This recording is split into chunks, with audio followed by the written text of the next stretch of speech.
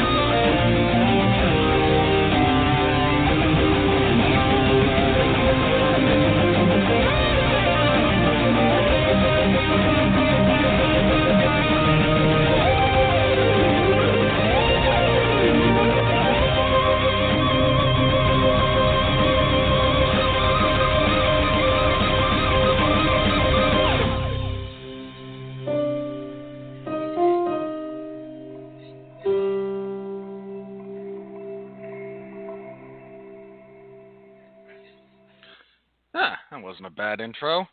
Not sure who made that song, but it's not bad. It's kind of up my alley. All right, hello everyone, and welcome to nearly the last show of the year for Damn You Hollywood.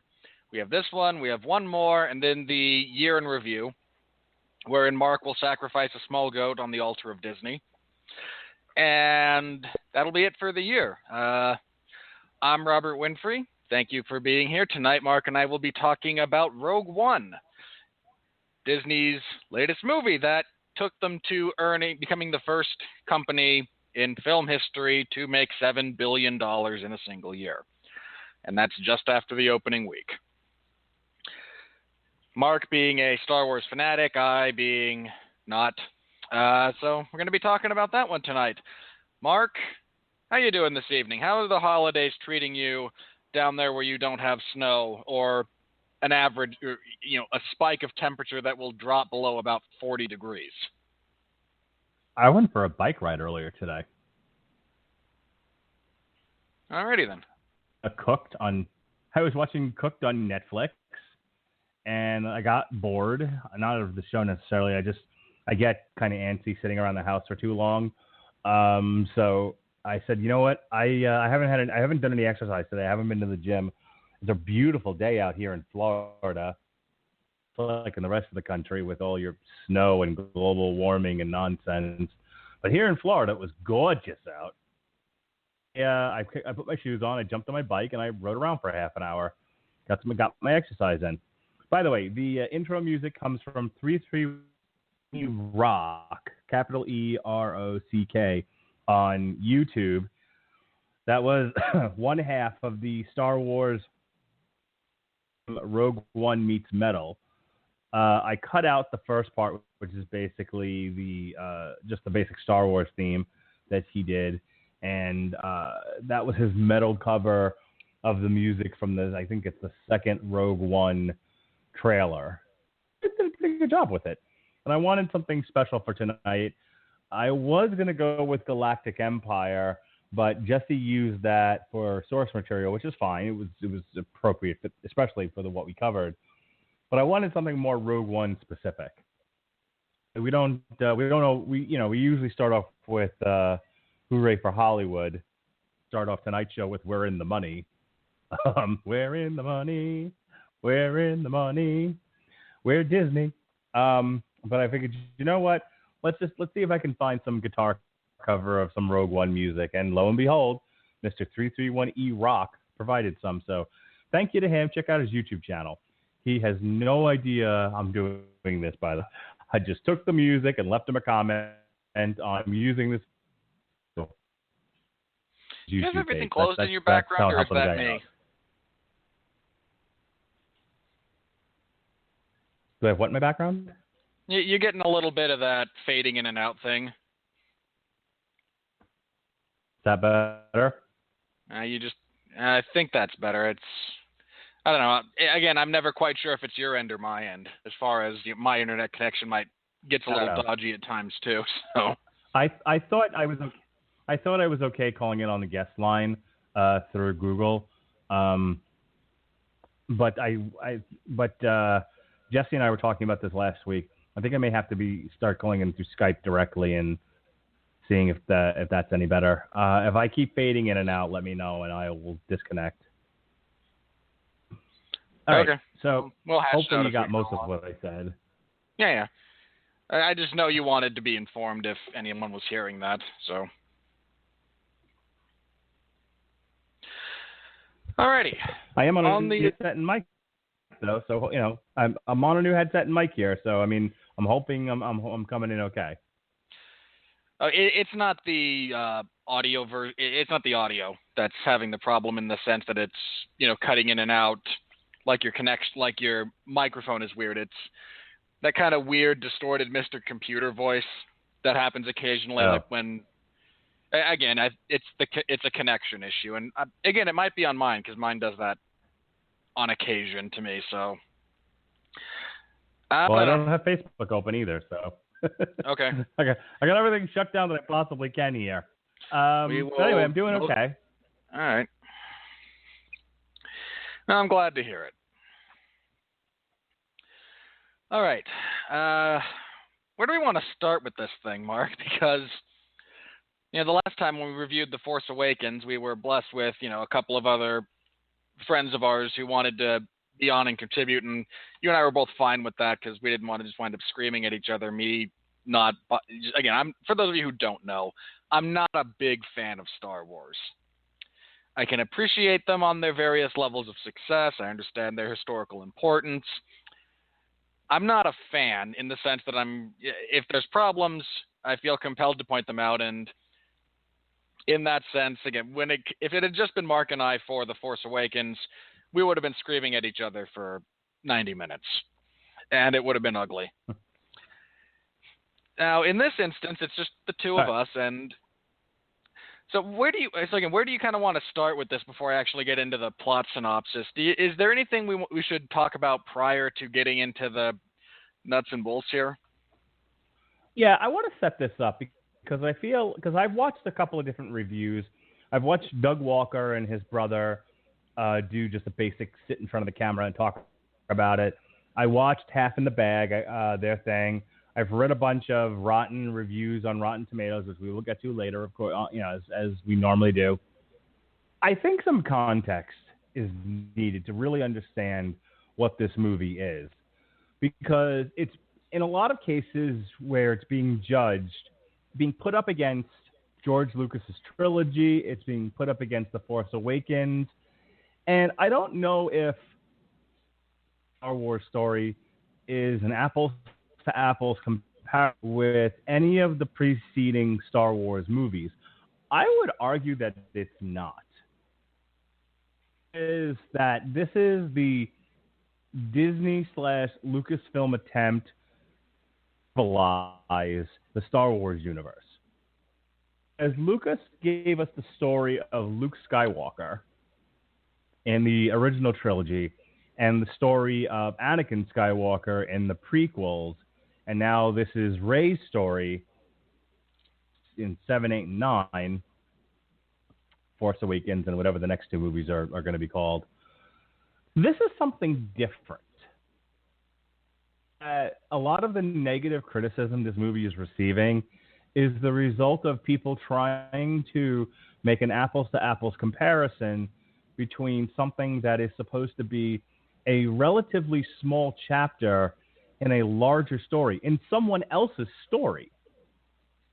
This movie is about the immediate preceding events that lead to someone else's entire story. It's essentially, one person asked, who cares where they got the Death Star plans from? All you needed to know was that Leia had them. She was giving them to R2, and R2 was jettisoned into the vacuum of space and landed on Tatooine to try to find Obi-Wan Kenobi. And they ran into Luke somehow. That's all you really need to know. And on the one hand, I agree with that. But when you're trying to expand a universe here, when you're trying to add layers, you sometimes have to kind of get in there with a microscope and enlarge these little details out and take a look at them. See, you got to understand something. I was a huge fan of the expanded universe, the books.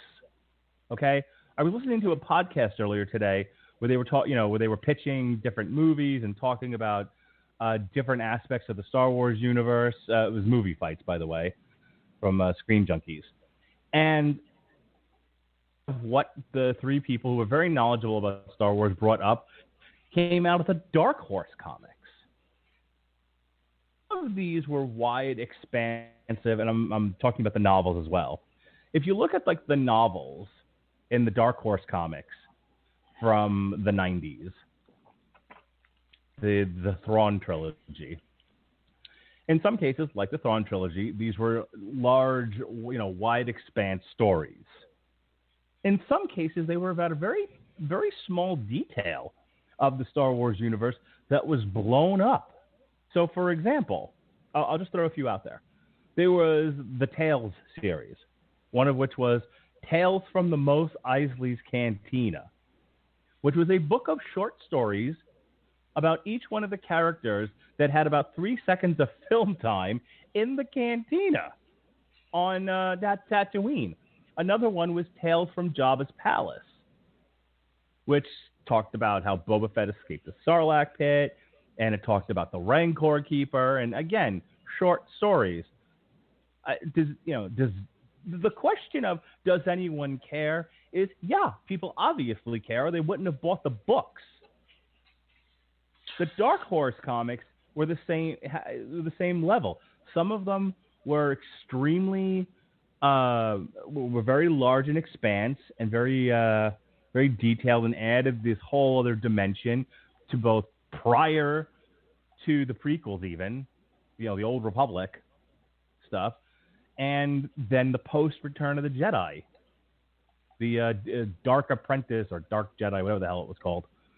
Go listen to the source material. They covered it, I think, earlier in the year. In any case, this is the film version of that idea. And blow it out and look at it very closely. And if you don't care, go see the movie. But just because you don't care doesn't mean it's bad. The other thing I want to bring up really quick before we get into reviewing the movie is this. That every Star Wars movie has to be a fantasy epic. One, isn't fair to Lucasfilm. Two, is ridiculous, in my opinion. The Star Wars universe is exactly that. It's the same as the Marvel universe, the DC universe, the Tolkien universe, the Harry Potter universe, or the Wizarding World. I just did air quotes. Okay? We heard you. Trust me. We all heard the air quotes. Oh, good. This is a universe in which we are now allowed to play in. Instead of it being a tightly small little country ruled by a crazy king named George Lucas, once he sold it to Disney, the doors flew open, and now all manner of artists and fans can play in this universe, just as they can play in Marvel and DC and the Wizarding World. Not so much Tolkien, but my point is, not every Marvel movie is the same. Yes, there are structural similarities, but Guardians was a space epic, space opera. Civil War was even better. Winter Soldier was a like spy political thriller.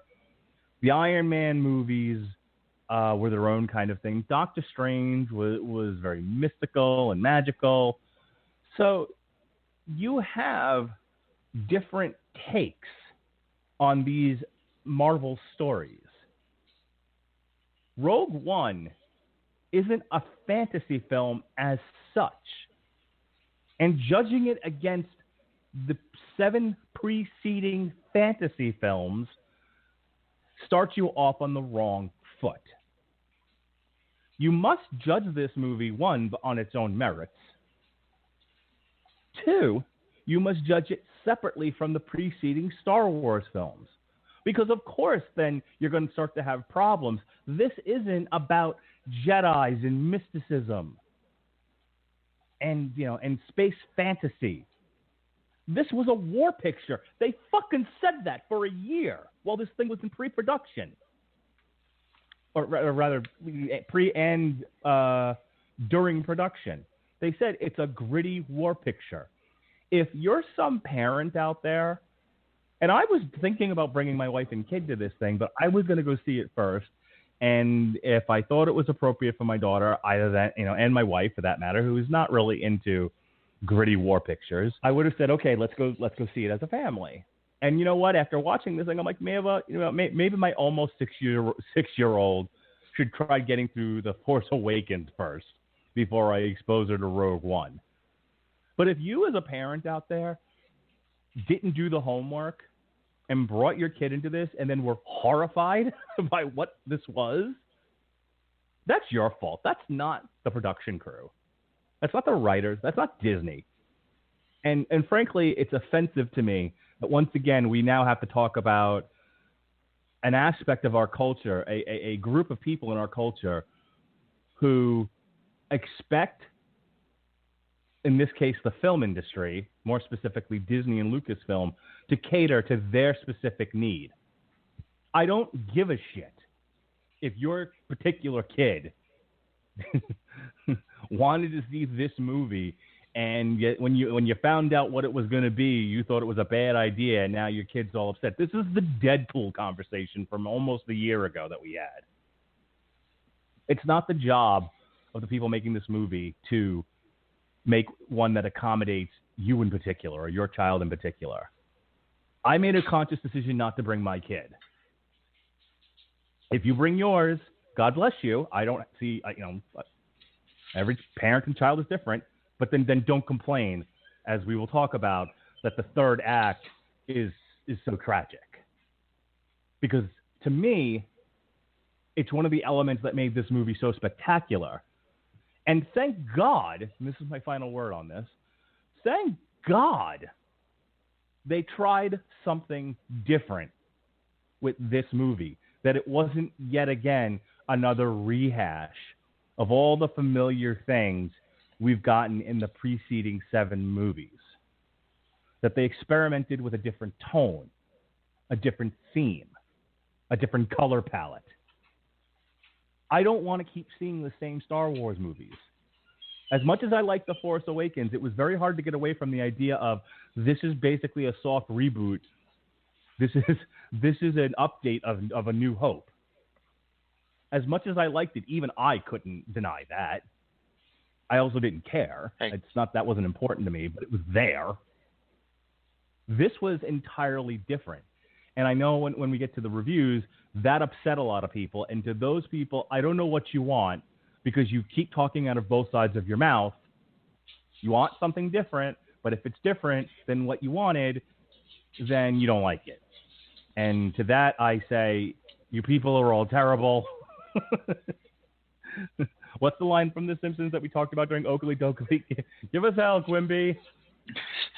That's what I feel like. People are morons. Yeah, he's right. We do suck. Give us hell, Quimby.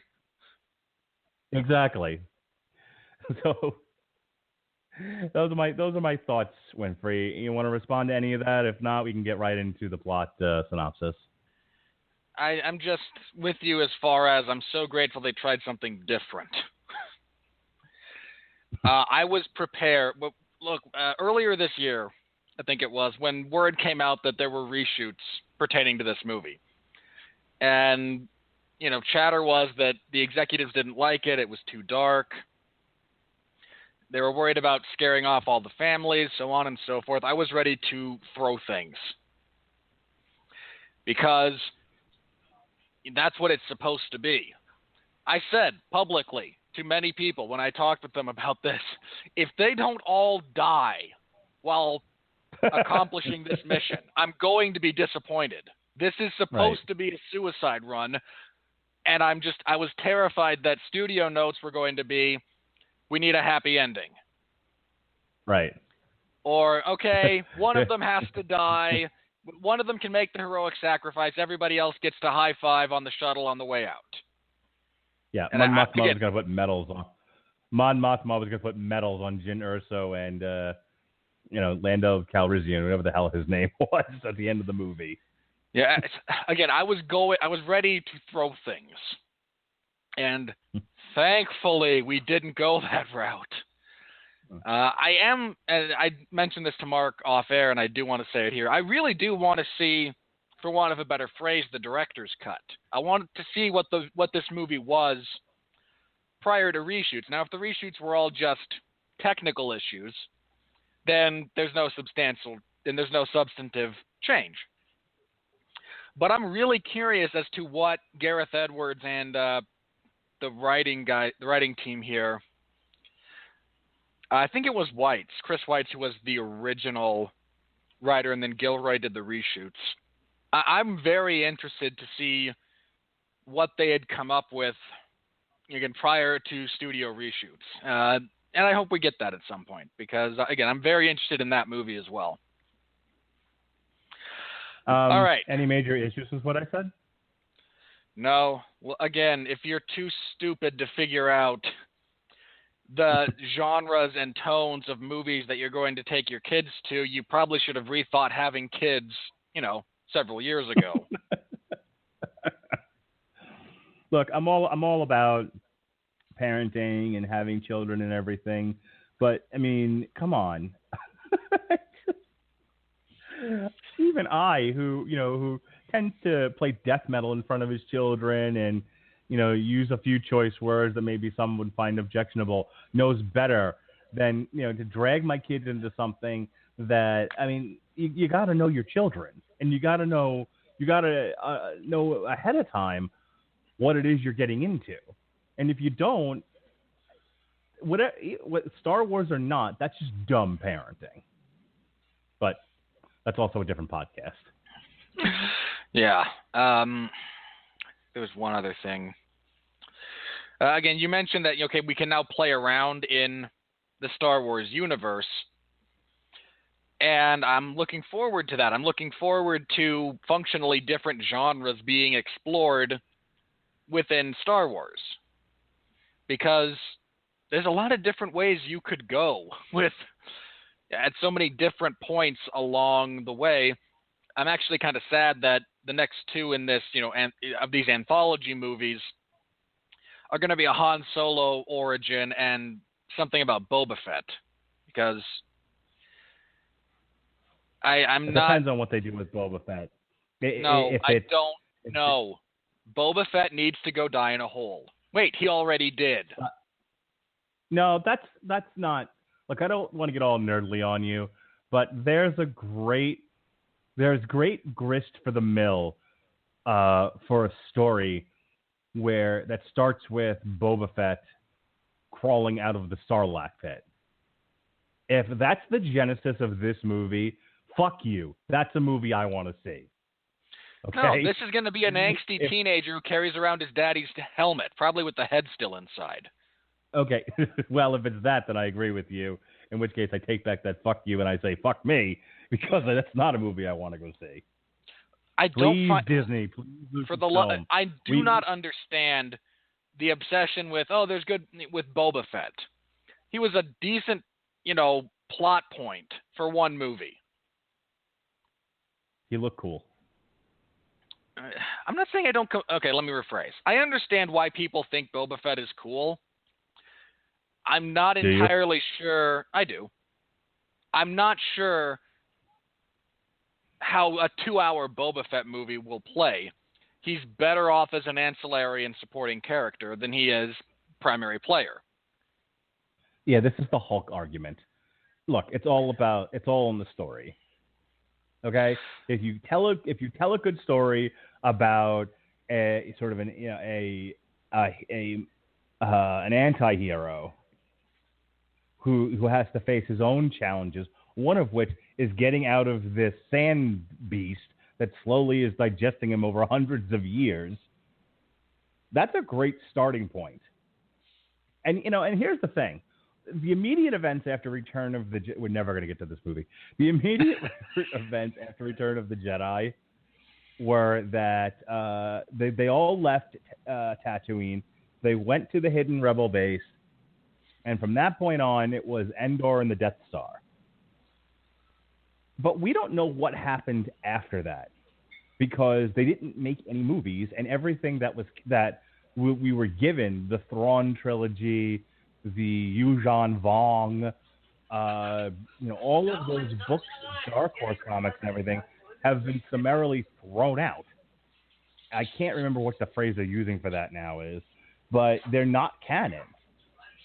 So there's this giant block of space between the immediate preceding events of The Force Awakens and the immediate after events of Return of the Jedi. I think some of it's been talked about in new books, but not a lot, which means there's a story to be told of Boba Fett wanting revenge on Han Solo and not being able to find him, because other things are happening to Boba Fett. So if we open up a movie, Hollywood, to the intern at Lucasfilm listening to this, Lucasfilm doesn't start exist. Writing. To the intern at Disney, sitting in the Lucasfilm quote-unquote office, start writing. Here's the idea. You open the movie with Boba Fett in the Sarlacc pit. Don't show him going in. None of us want to see that again. We can go back and watch Return of the Jedi if you want to see it, but we don't. Open the movie with him in the Sarlacc pit. Don't cut away. Don't do anything. Do it Alien style. Very cramped, very small, very dark, very dank. And him fighting his way out of the dark. Don't start with credits. Just, Lucasfilm, a long time ago in a galaxy far, far away. Boom. Okay, half his helmet is shredded. He's got burn marks all over his suit. And he's just huddled. And you see madness in his eyes. And from that point forward, he gets up and just starts clawing and fighting, and it's just boom, boom, boom, just action, action, action as he fights his way out of the Sarlacc pit. And finally, do this for about 15, 20 minutes of just him and various nonsense and creatures and horribleness happening in this Sarlacc pit, because we don't know what's down there. So, in the Tales from Jabba's Palace book, I believe, is where they handled this. There's some nerd out there is probably like, no, it was over here in this thing. But whatever. There's a whole world they can play with just in the Sarlacc pit alone. Make it, make the first 20 minutes of that movie the escape from that thing. And then he's got to get on Slave One, which is somewhere on Tatooine. And then it's must kill Han. But he's fucked up. His stuff is all wrecked. He's partially mad now because he's just escaped this Sarlacc pit, which, drove him crazy. But he's got one thing. The one thing he's able to hold on to. Must kill Han. Okay? Must kill Luke. This is only acceptable if he comes out and there's some kind of time warp, and it's actually been nearly 1,000 years, and he was almost fully digested, and now he's just got nothing to live for. That's not a bad idea, actually. He comes out and he actually, the original ending for Army of Darkness, where Ash comes out of I drank too much, I slept too long. Well, no, it's got to be like a Planet of the Apes kind of reveal. That he gets out of the Sarlacc pit, and that's why he can't find them. Okay, so just listen to me for a minute, because that's brilliant, actually. So he gets out of the Sarlacc pit. He's mad. He's focused. He's got to rebuild. He's got to get new armor. He's got to get new stuff. He's got to get new guns. He's got to get Slave One up in the air, right? And now he's got to look for Han, and he doesn't realize till the end of the movie that it's been 1,000 years and they're long dead. And that's how it ends. So he goes on this grand adventure, and at the very end, someone tells him, do you know when you are or where you are in time? And he was like, no, for me, it was only maybe a few weeks. Buddy, it's been 1,000 years since the Battle of Endor. Okay? And roll credits. Brilliant. There's your he ought to Fett be like, movie. no, he's trying to find them, and people are helping him with like the misinformed intention that he's on like religious pilgrimage to the memorial in their honor. And he gets there and he sees that they won and they're immortalized and he's been completely forgotten. And he actually you can copy the Charlton Heston moment. Damn you all to hell. I don't get my vengeance. Right. And if you really want to go dark, you can kind of shift away, just kind of show a shadow or just, just kind of exactly. Just you don't need to show like a live suicide or anything. I'm not that dark, but definitely kind of pan away from Boba, or okay, creepy, or pan up or something into space, and you just hear the blaster shot. Oh God, pardon me. You need to talk about this Rogue One because I need a moment. Yeah, we just crafted, something that will never actually get made, but is a fine idea. Yes, another Radulich masterpiece that's never going to get made. Yeah, we got a few of those. All right, Rogue One. For those of you who have decided to stick with us for this long, I thank you. and thank you for tuning in to our pitch of Boba Fett the movie. Which I just maintain shouldn't be made. However, if you're going to, our idea is probably better than what you've come up with. All right, Rogue One. We open with very young protagonist, Jyn Erso, and her father, Hannibal Lecter. Mads Mikkelsen, who has now, seriously, he nearly destroyed the Earth as Caecilius in Doctor Strange. He actively killed, manipulated, and ate people in the television series Hannibal, and now he's responsible for the Death Star. All right? This is if you see Mads Mikkelsen in your movie, things are probably going to go poorly for you. That's all I'm saying. I am a huge fan of Mads Mikkelsen as an actor, so I wanted more of him in this movie. I wanted so much more of him.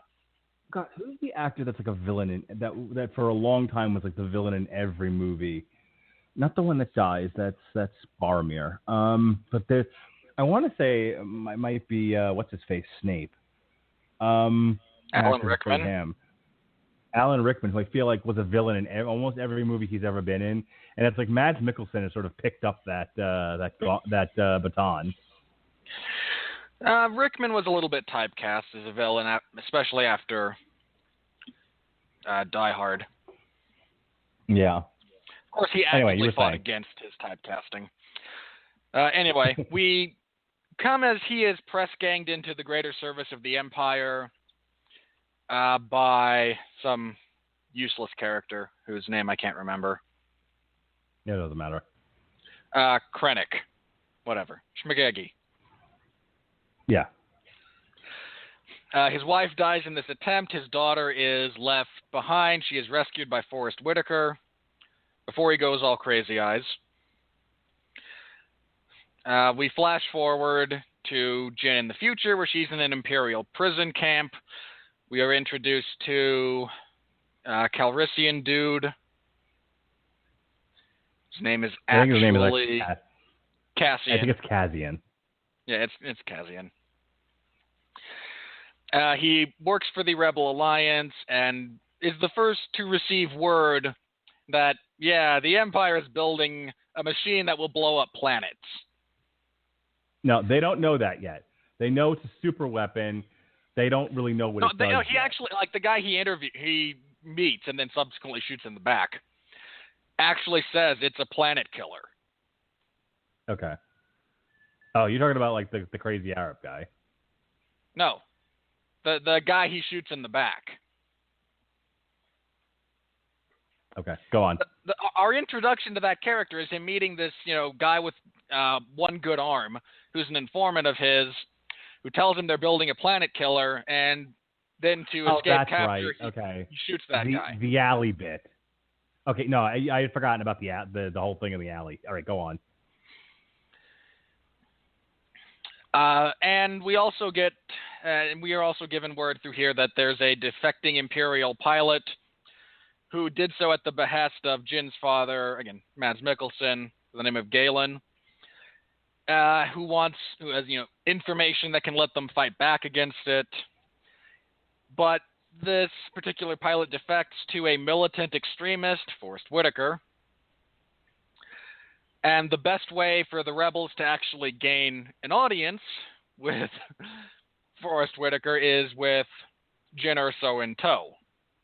So they break her out of prison, use her to set up a meeting with him. They get the information necessary via a hologram recording of Galen, who says, yes, I built a flaw. All you need is a big enough explosion in the reactor, and the whole thing will self-destruct from there. It's a house of cards. This is the linchpin. You pull this, everything falls apart. And he gives them the location of the technical data that they will need to actually locate this and effect some kind of counterattack.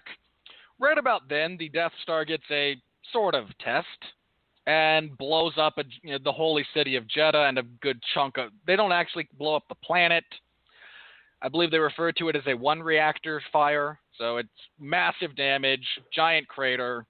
It still, renders the planet uninhabitable by all reasonable definitions thereof, but the physical structure is still in place. Right. They barely escape with their lives from that. They decide they need... Because the recording was destroyed, they decide they need proof, and Cassian is supposed to kill Galen because he's central to the Empire's weapons program. So they go try to find him. That goes badly. He's killed in the resulting firefight. They re-rendezvous with the rest of the Alliance. The majority of the Alliance is not interested in engaging in this, in any kind of military action, because now the Empire can actually blow up a planet, and we're screwed. We have the precursor of Admiral Akbar, though, who calls them all pansies, which was great, by the way. Anyway, the Alliance, without unanimous approval, cannot do anything, at which point I really kind of wanted someone to point out, it's this kind of bureaucratic BS that actually allowed the Emperor to take over in the first place. But, hey, I'm only a student of history. Jyn, her friend, while they were meeting with Forrest Whitaker, they picked up a couple of former guardians of the Kyber crystal location on Jeddah. They were very close because Jeddah was a holy city to the Jedi. It's like where they mined crystals that power their lightsabers from, and those crystals have now been turned into the energy source and the focusing beams for the Death Star.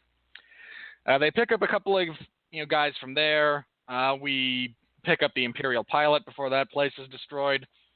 We have probably the best character in this entire show is actually the robot, which shouldn't be that surprising considering he is both voice acted and motion captured by Alan Tudyk, who is tremendous. But anyway, so this motley band of decide that no, nuts to the Alliance. You're about, again, we're going after it. We're doing something. They infiltrate this massive Imperial installation. They cause havoc. They engage in combat.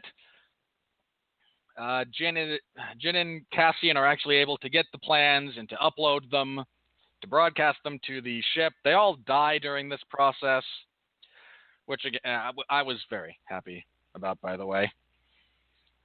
Just because if you're telling a ground-based, realistic story within the Star Wars universe, a lot of people died. And I know the main saga tends to gloss over this unless they happen to be the elderly guide in the first half of one of your trilogy, in the first installment in one of your trilogies. Shout-outs to Liam Neeson, Harrison Ford, and Sir Alec Guinness for all falling into that particular role and subsequently dying. But apart from that, they don't care. They don't deal with, large-scale death in any kind of meaningful way. It's certainly not very effectively. So getting some of that here was very refreshing to me as a cinema fan. Anyway, they send the data away. Jin gets her bit of revenge on Shmagegi, who has kind of been dogging them this whole time, trying to advance his career within the military, and subsequently shut down by the digital image of Peter Cushing, who we will be discussing at length because, yes. The final bit is, as they have transmitted the data, it's now in one of the carriers, but because again, the fleet of rebel ships show up to support Rogue One, that group, as they're attempting to steal the plans. They engage in a big firefight.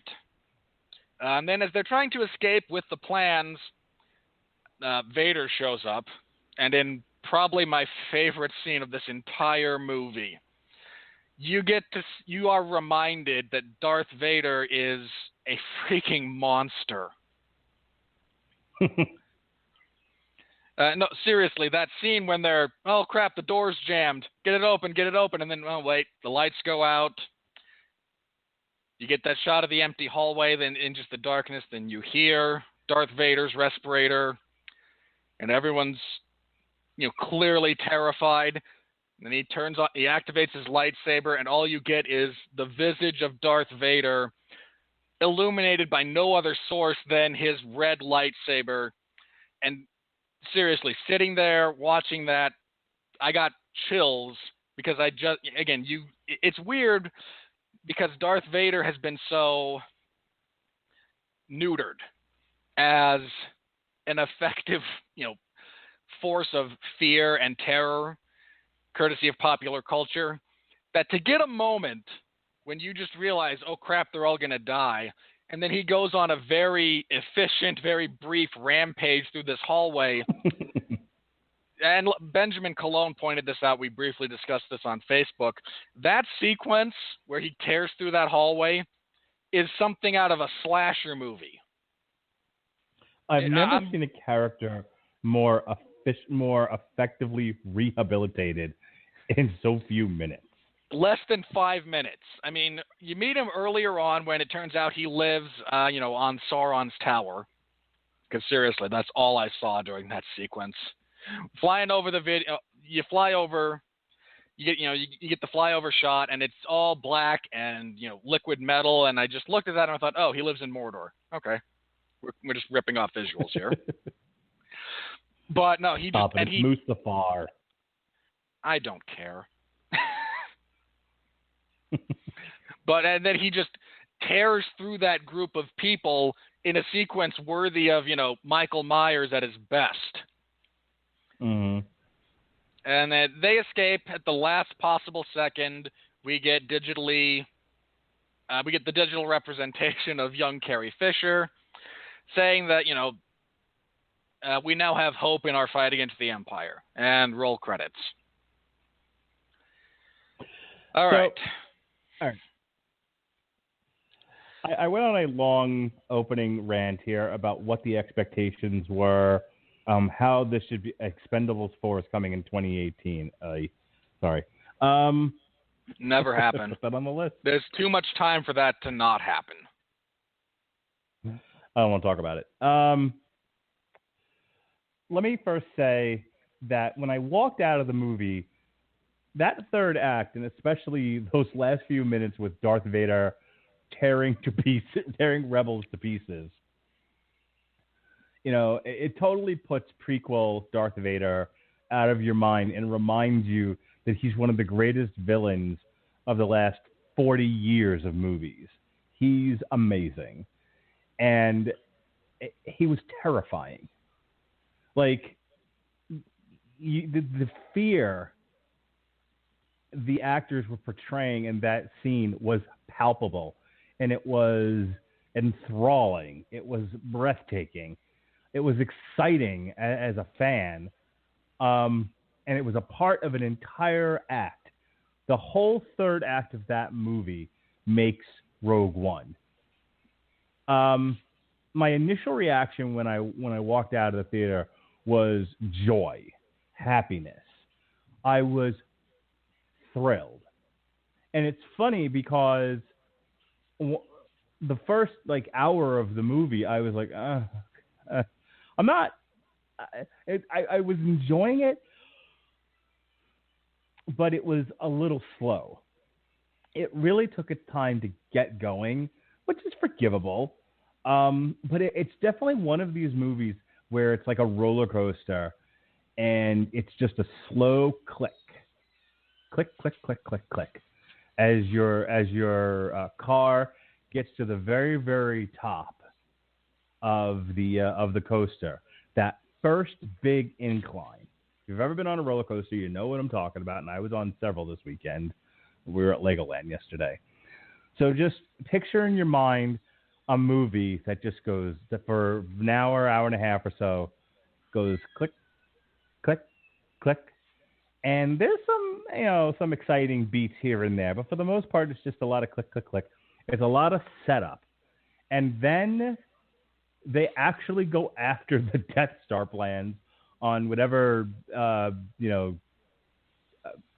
think they were. It looked like I was going to say, it looks like they shot that thing at a Sands resort.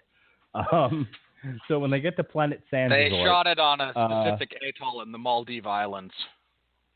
Okay. When they finally get to the Virgin Islands, that's the best part of the movie. That the lead up to that is like, all right, I can wait, and then it's just nothing but payoff. I want to reiterate something, but I'd say it in different words. I understand where some people are coming from. Like I said, I don't know if I said it on the show yet, or if it was just privately to Robert before the show. But I've watched a lot of reviews now. Some of my favorites, Half in the Bag. I watched Doug Walker. Watched a couple of others. And an ongoing theme with this, whether they liked it or didn't like it, was this is not the fun Star Wars that we thought we were going to get and that we have gotten. I was talking to my friend about this, who's also a big Star Wars fan. You may remember him from when we debated which was better, Return of the Jedi, Revenge of the Sith, and that went poorly. But it was that same guy.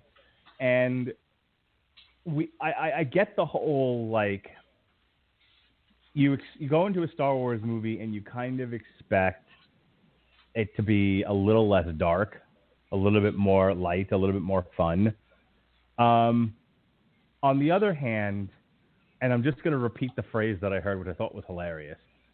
This movie, Mike Stolkaka from Red Letter Media, Half in the Bag, said two things. One, he goes, this movie got a lot of things right, but it got Star Wars wrong. And this movie will please a lot of bearded fat guys. And I actually quoted this movie's going to please a lot of bearded fat guys, and posted the video with that line on Facebook. And I just wrote underneath it, present. Because I am. I was a bearded fat guy who thought this was great. There's so much Star Wars out there. There's Star Wars for the kids. Why can't there be also Star Wars for the adults? And that's what this was. It was like all that bad taste from the prequels, all those missteps, all those mistakes, all that terrible Lucasness washed away in one movie. So I will fully admit that my opinion of the thing was a little inflated. I'm thinking back about some things. Yeah, it's not quite as perfect as I said it was walking out of the theater. I was absolutely on like a Star Wars high when I walked out, and I just remember screaming Rogue One into my friend's phone. He called me up. He was on a date with his wife, and he was like, dude, right? Darth Vader? And I'm just, Rogue One! Like, it was the greatest thing ever in my life.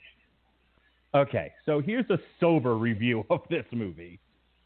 It's a slog to get through that first bit, but it totally pays off in that third act.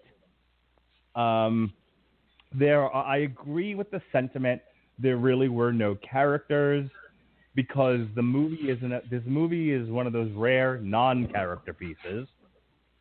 It's not even so much about the plot as it is about a moment in time.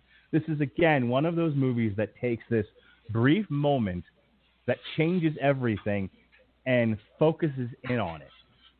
And it's about that.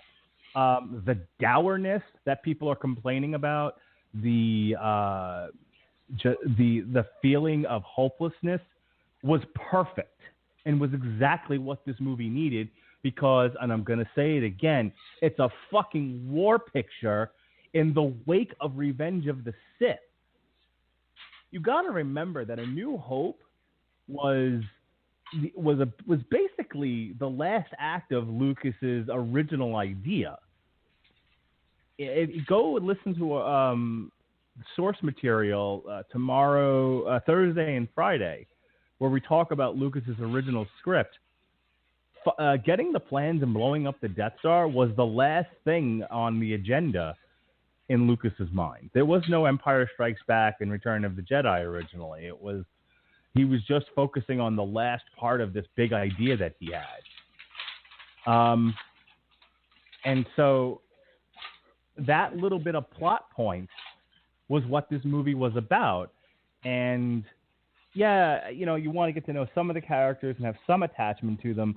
But even a big softie like me, there wasn't nearly enough emotional attachment to anybody in this film for me to get super emotional about. However, I thought it was brave, and I thought it was a fine change for Disney and Lucasfilm to kill everybody off at the end. I wasn't expecting that. And I think that also added to the inflation of my opinion of the movie, was like, this was so brave, and this was so a reversal of what I had come to expect, that it made me enjoy the movie more, that they were willing to take those kinds of chances. But again, to be objective, the criticisms are basically characters are a little flat, the relationships are a little flat, the dialogue's a bit clunky, and that first hour and a half of the movie setting up the third act is a bit of a slog. But other than those sort of technical, crafty type problems, I thought I really enjoyed it. I thought Felicity Jones did a fair enough job with what she had to work with. I think a lot of people are complaining about the Diego Luna character, that he was morally ambiguous. Wow, wait, you mean an intelligence officer during wartime is a morally ambiguous character? Stop the presses. Him struggling with murdering people. I was like, have you ever actually talked to a soldier who's back from Iraq or back from Afghanistan? Jesus Christ. And if the answer to that question is, yeah, but I go to Star Wars movies so I don't have to think about that stuff, then you shouldn't have gone to see Rogue One, assface. Go see Trolls. There's a troll in the movie that fog sparkles. That seems like it'd be right up your alley. Oy. So that sense of gritty realism that has been completely absent from Star Wars movies, I thought was a welcome change. As far as the CGI goes, because I know that's also been a big topic of conversation, I thought Tarkin looked okay. I actually, for a moment, forgot the man was dead. For a moment. for a brief moment when he showed up in the movie, I was like, wow, he looks good. Wait a minute. He's dead. How'd that happen? Has been for some time. So I thought he looked fine. What they did as far as a CGI makeover for that human being playing that character. The Red Letter Media line on the last bit with Carrie Fisher, or Princess Leia, and at the end of the movie they hand the plans to a wax figure of Carrie Fisher. I was like, all right, I'll give you that one. She looked a little phony, but it was fortunately she's only there for like 3 seconds. Yeah, it's a short period of time. I'm like, I'm okay with this. The intersplicing of New Hope footage when they were yelling out call signals, Red 5 standing by, that whole thing, I thought it was fun. Which leads me to my last comment, and this is one of those I want to punch people in the mouth issues I'm having. And that is, why is fan service such a bad thing? If it's not so forced that it takes away from the movie, but it's just kind of stuff in the background or kind of a funny moment to lighten things up, in the gritty war picture you're all complaining about, why is it such a terrible thing to throw in Ponta Buddha, and the other guy, I got the death sentence in 12 systems. What? He walks that one I could have done without. There's no point to it. By contrast, hang on, here's my point. By contrast, I agree with you about the blending of archival footage for the space battle, because those are characters that we're going to meet again in,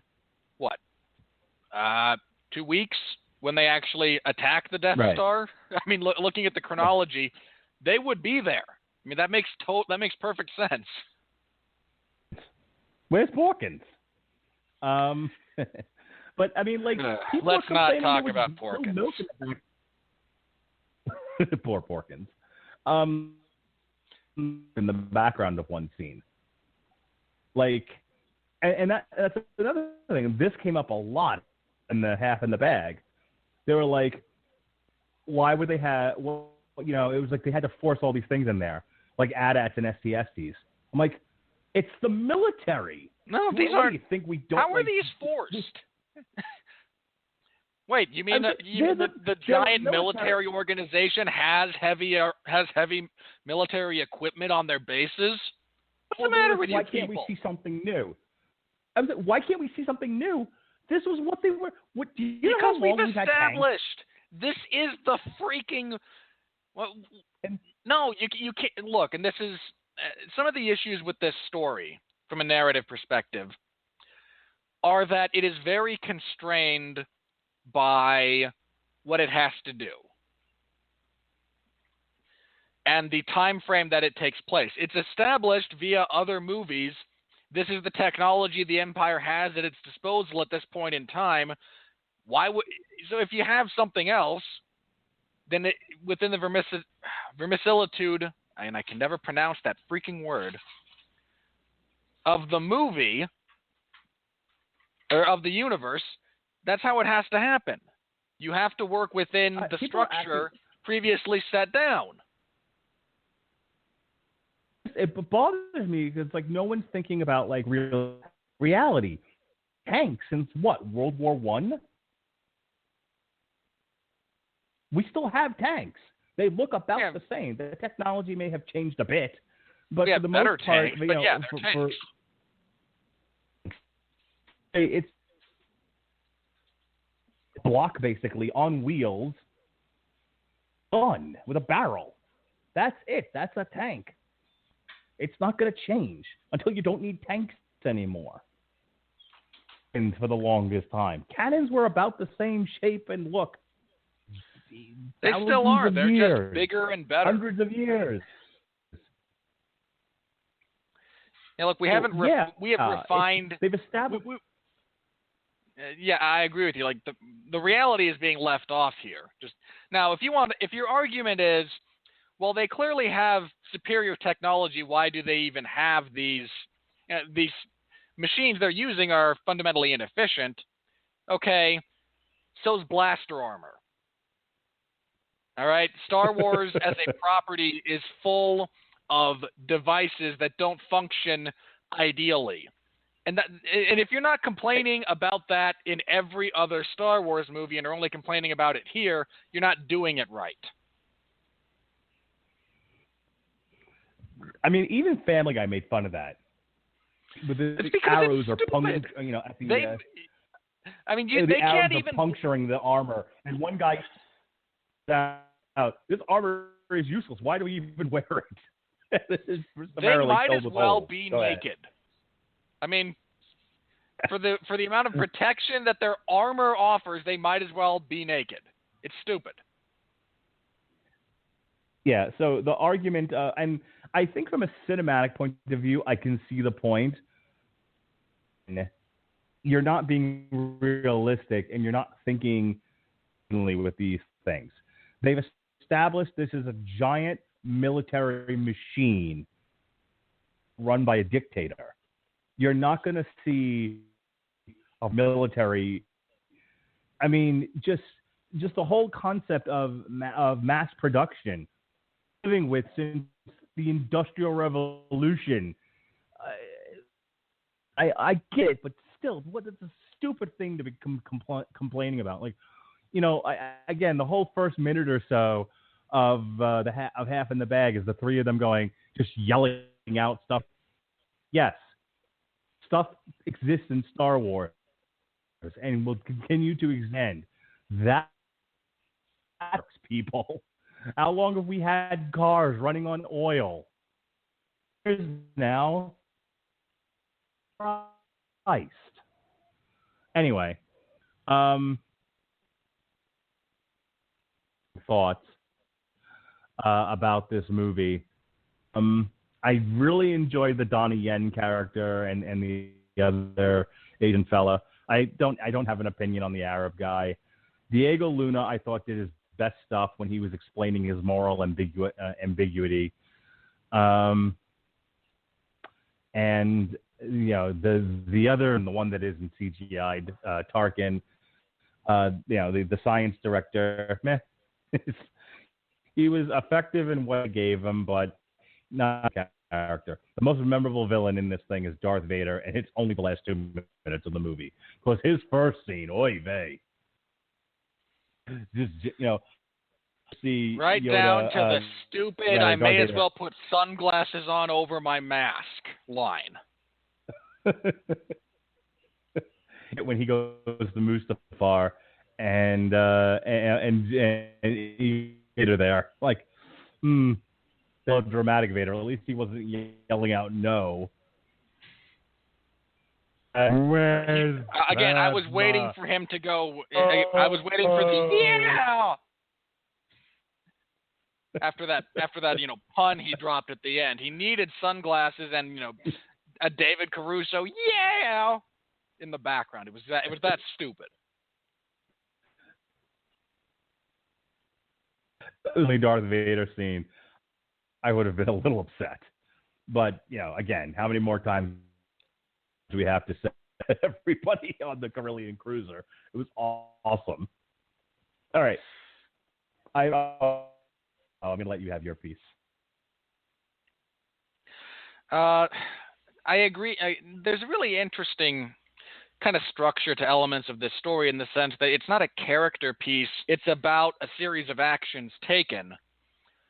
So we don't get to know the characters very well, and that's partially a byproduct, and it's a bit of a byproduct of how the story is told, and it's a tad disappointing in some respects.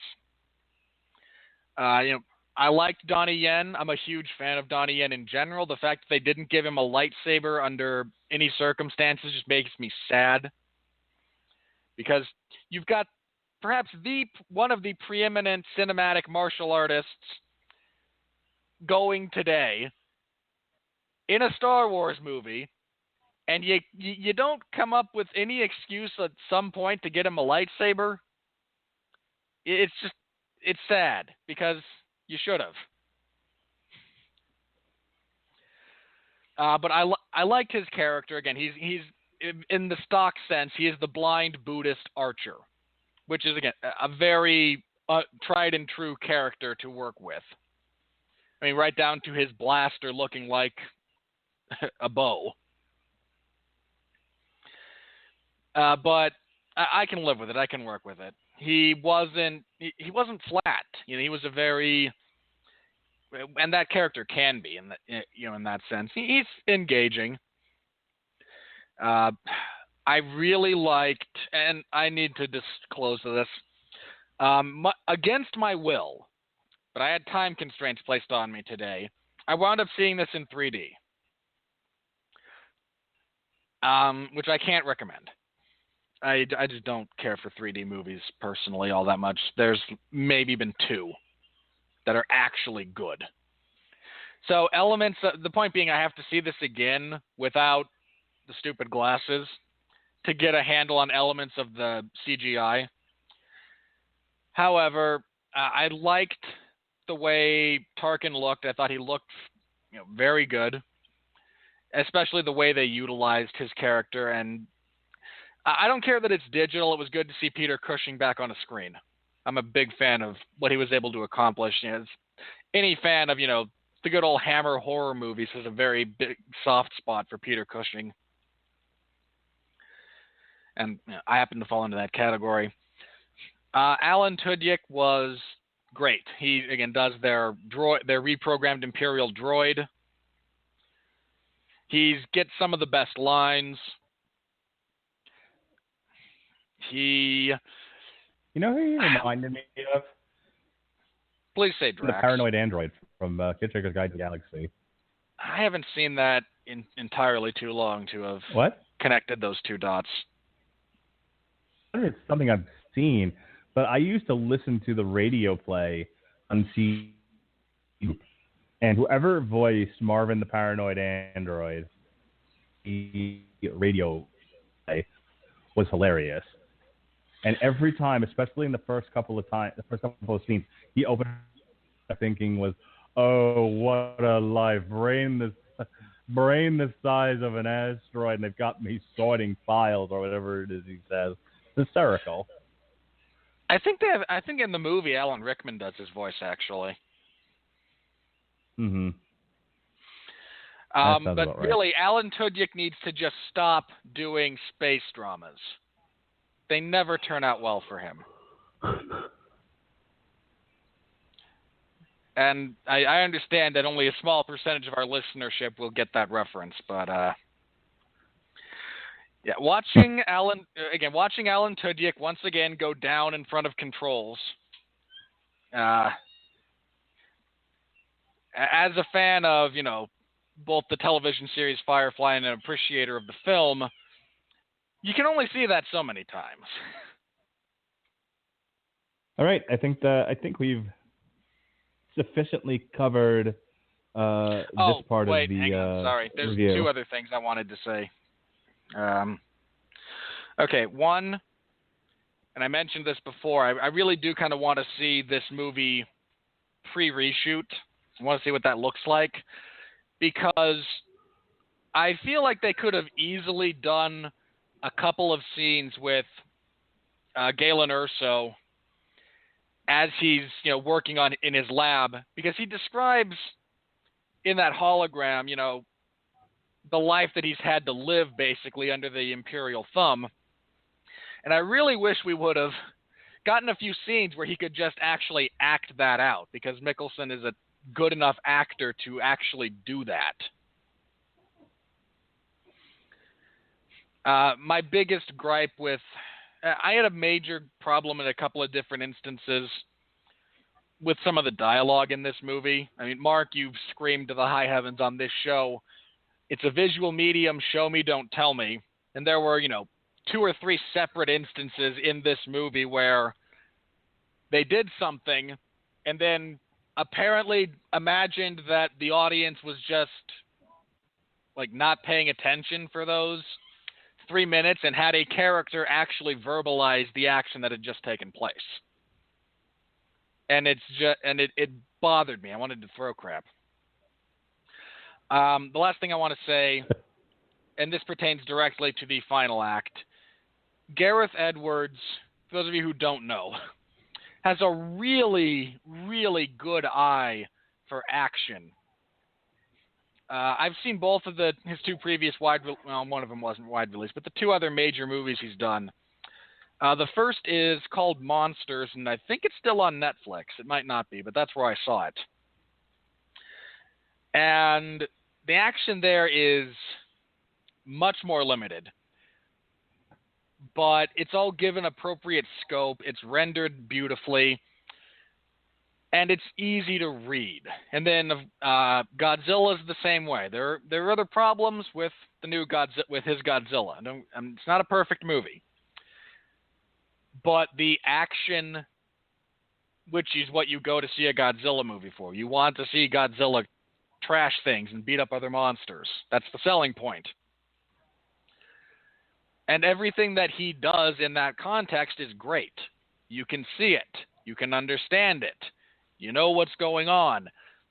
And he brought that same sensibility to a very different style of action here. Instead of just watching, a couple of monsters slug it out, you get, battle sequences that are readable. There's no preponderance of shaky cam. There's no million jump cuts. There's shots that breathe long enough for you to get the totality of the situation. There's, who you can recognize the characters. You can understand what's going on. And personally, I am just sick to death of shaky cam, and a million jump cuts. Try and sell the audience on chaos. What you're doing is giving them motion sickness. All right? It's not the same thing. And I really appreciated his visual sensibilities when it came to framing and executing and presenting all of the action in this movie, especially the third act.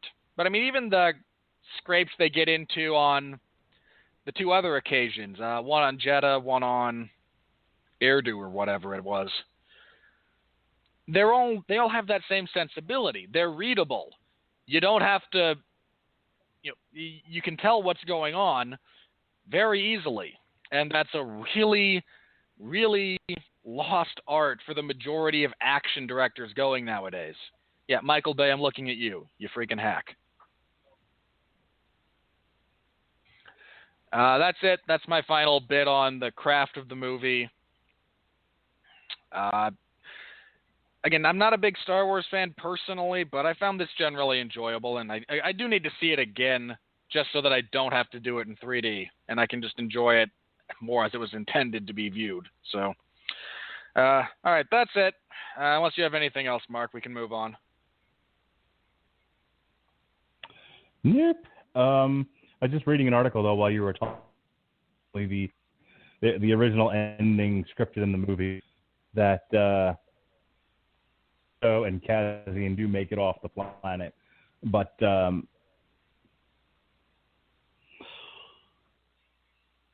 things change. They were like, no, everyone's got to die. So we could have had an ending. Let's put it this way. I'm thinking about trying to keep those two characters alive, just maybe else out of the rebellion, and irritated if that had happened. The movie has a very strong ending because everyone makes the ultimate sacrifice. So with that said, here comes the money. Here we go. Money talk. Here comes the money. Money, money, money. Dollar, dollar.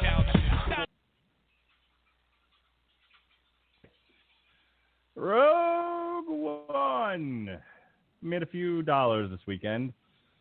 $200 million budget. It's almost profitable as of right now.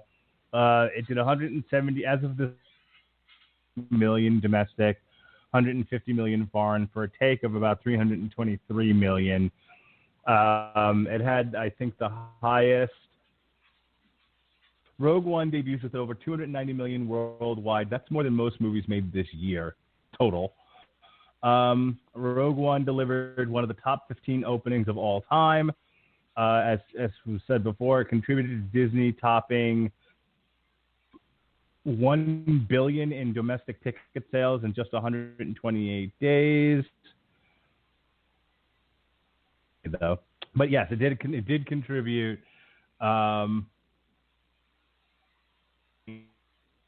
This year in worldwide ticket sales. So, Rogue One is a success. I mean, I can't imagine this doesn't million before the end of the year. Though our predictions has not come true. Well, Rogue One, marching towards the top 10. A couple of things of note: Fantastic Beasts worldwide, past Doctor Strange is now number 10, and Fantastic Beasts is number 9 worldwide.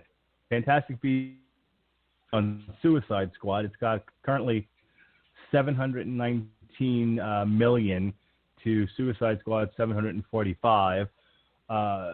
which is top 5 are still mostly Disney or animated, or starring animals. America, Finding Dory, Zootopia, Jungle Book, and Pets. With Batman vs. Superman, Deadpool, and Suicide Squad. And then finally, Fantastic Beasts and Doctor Strange. It's a very telling year with what made the top 10 worldwide. Fox's X-Men got knocked out of the top 10, as did Kung Fu Panda. They're both 12 and 13, respectively. Rogue One currently sitting at 24 between Trolls and The Conjuring 2. Now, here's where it gets somewhat interesting. On, I believe, a $150 million budget, is not profitable and not doing as well as we thought it would by this time. It's been a few weeks since Moana came out. I remember that was Thanksgiving. It's only made $284 million worldwide. It's still under Alice Through the Looking Glass, but it's just ahead of Miss Peregrine's Home for X-Men, which is just ahead of Teenage Mutant Ninja Turtles Out of the Shadows. So, and if anyone's wondering, Ghostbusters still sitting at number 30 worldwide. Moana is doing as well as we had predicted. We had figured it was going to a Disney movie. But I have to say, you and I raved about Moana and talked about how good it was, and it really went against the grain. And if I'm a Disney executive and I'm looking at this, if they lose money on this movie, you got to imagine they're going to look at their princess movies going forward and say, that's it, only white princesses from now on, and they have to be more like the traditional princesses, not these, heroic, brave, don't need a man, don't need a love story type princesses, because that's the only conclusion one could draw reading the tea leaves on Moana. I mean, maybe it does better over the next couple of weeks, but, especially with January being a dog month. But I mean, once the kids go back to school, we only have that many weeks left before they do. I can't imagine people are going to be going to see Moana anymore, especially with Sing coming out tomorrow. And Sing looks to be phenomenal. Yeah, I kind of wish we were reviewing Sing. Well, I mean, I'm going to see it next week, so if you want to do a late review, or we can talk about it during the year in review. Well, I think our year in review is the week after, not next week, but the actual week after that one. No. No? Not that many weeks left. Our year in Damn You Hollywood is the 29th. I'm going to see it on the 28th probably. Oh, we're Thursday next week. Right? Or are we both Tuesday and Thursday next week? We're Tuesday and Thursday. We're doing a review for Assassin's Creed on Tuesday, and then the Metal Hammer year-end spectacular is on Wednesday, and then we do our final show of the year on Thursday. We can talk about it in our year-end show then if we both wind up seeing it. Yeah, well, that's the way it's looking right now. There's a tentative plan to go see it with my family on the 28th. Seeing as this week, trying to see it this weekend would be untenable. Going to SeaWorld on Friday, and Christmas Eve but really, Saturday, how can you? Christmas of Day course, is it's going to do well. You've got Matthew McConaughey as a koala. Well, again, have you seen the top 10? Again, if you were in an animated movie about animals, this was you were year. in the top 10. Yeah, really. In any case, so yeah, Rogue One looks to be a beast. We'll see how it does. But our champions still, no change from this summer. It's still Captain America, Finding Dory, and Zootopia in the top 3 spots. No other movie has earned $1 billion. And just to compare, so 3 movies this year, all Disney, 2 animated, 1 Marvel, earned over $1 billion. Last year, you had 5 movies earned over $1 billion. You had Minions. You had Avengers. You had the Fast and the Furious, Jurassic World, and of course, The Force Awakens made $2 billion. And it was a much different top 10. Just a review. We had The Martian at 630. You had The Hunger Games Part 2, Mission Impossible, Rogue Nation, Inside Out, Spectre, Minions, Avengers, and Jurassic World, and Star Wars. This year fucking owned everyone's lunch. I mean, I don't need to wait till our year-end show to talk about that.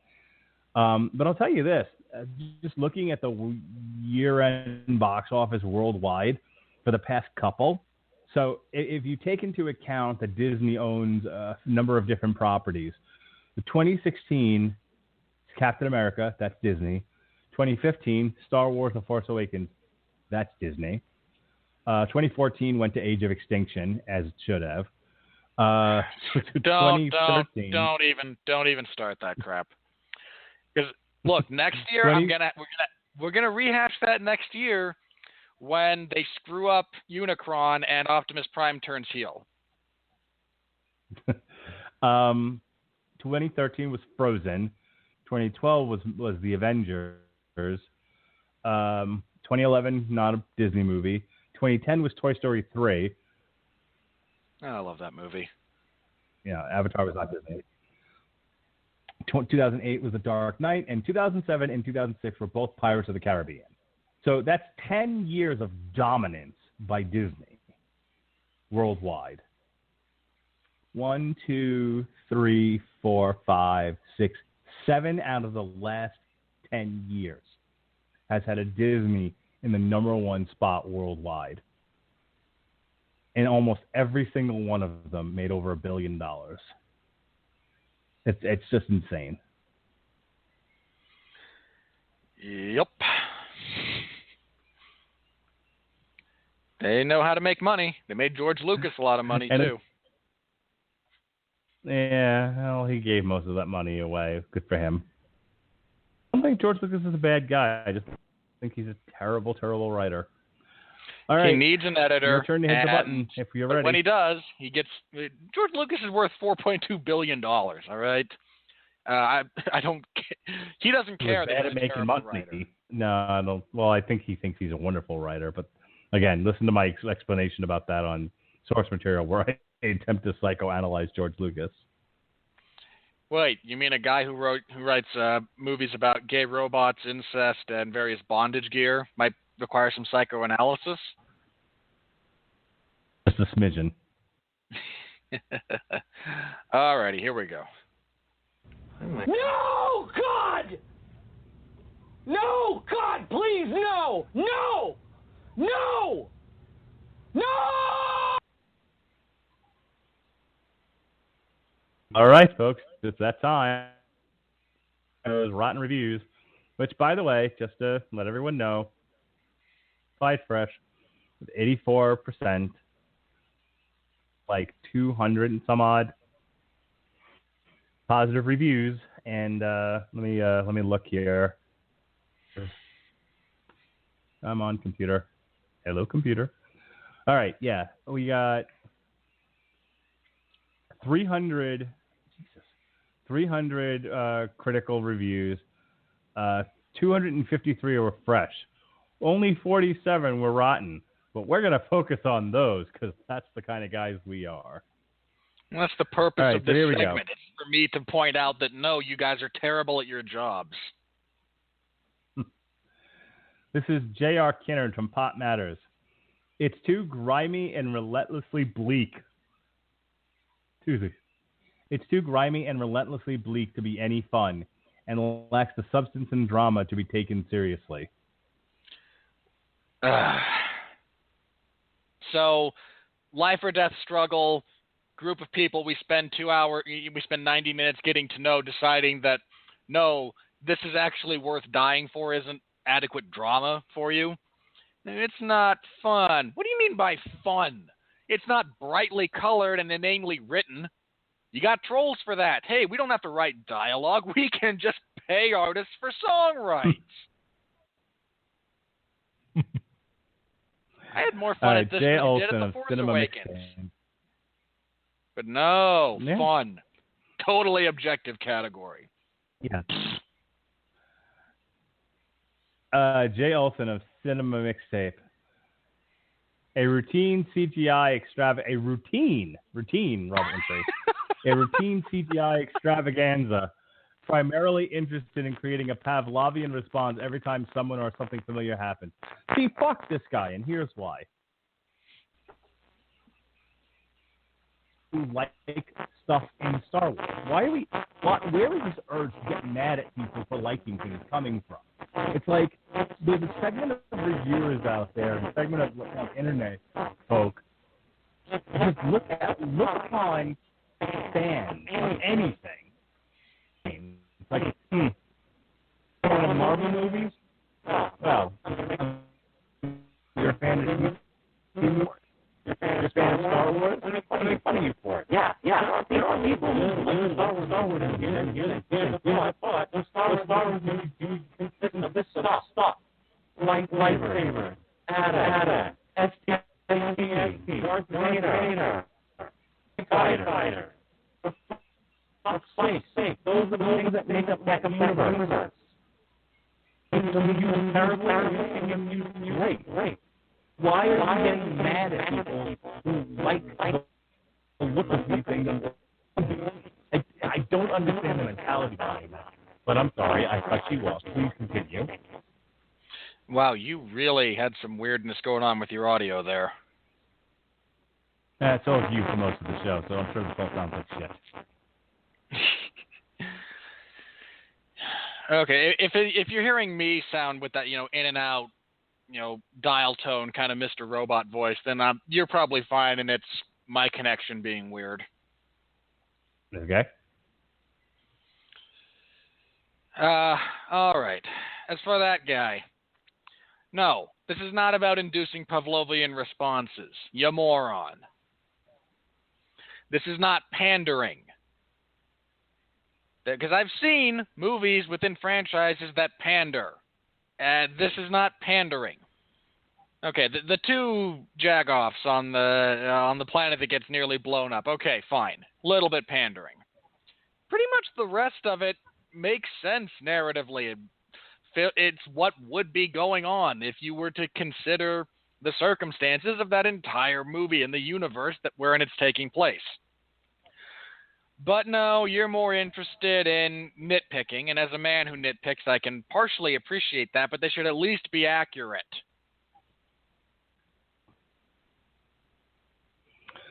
All right.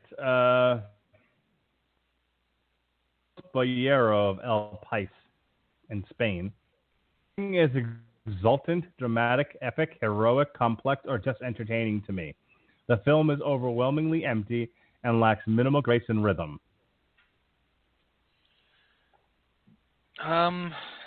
Let's see here. This is not an empty movie. I mean, just fundamentally, it's not. I mean, things happen, and look, are you complaining about stock characters? Then say, the characters are a bit stock and we don't feel too much attachment to them. That's a valid point. But your extension thereof to, no, the movie's empty, is really, you're going a bridge too far there, buddy. That's just not true. You've arrived at a reasonable conclusion and then tried to jump over the Grand Canyon. Like, okay, I see where you tried to launch this idea from, but there's clearly not enough merit to your argument to take it further. We get characters. Yeah, they're stock. Yeah, they're not exactly fleshed out. The majority of them are not just cannon fodder either.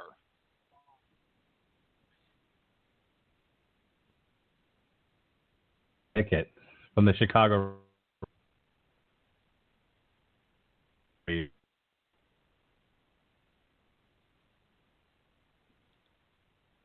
are you ready for this? Yeah. Go ahead. Except for a few jocose fans, the movie is a dour affair lacking the charm and chills of J.J. Abrams' Star Wars: The Force Awakens. Not to mention George Lucas's founding trilogy. Okay. First of all, let's just start with your notion that J.J. Abrams' film was full of wit and charm. It's a meta movie.